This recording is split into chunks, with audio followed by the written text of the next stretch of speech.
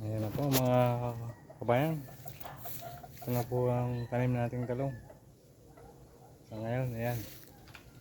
Marami na po siyang bunga. Pero palibasa po, nasa sako siya.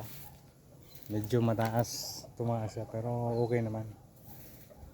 Ayan, puro na po siya may bunga. For harvest na ngayon. Ito pa po. Ayan.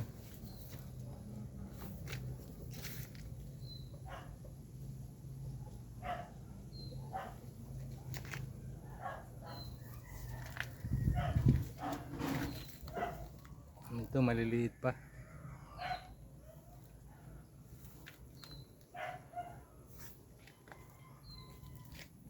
Kung kayo po ay walang space, pwede na po ninyong gawin ang ganitong paraan. Kahit wala tayong malawak na pwedeng pagtaniman, pwede nang ganito. Yan lang po, share ko sa inyo mga kabayan.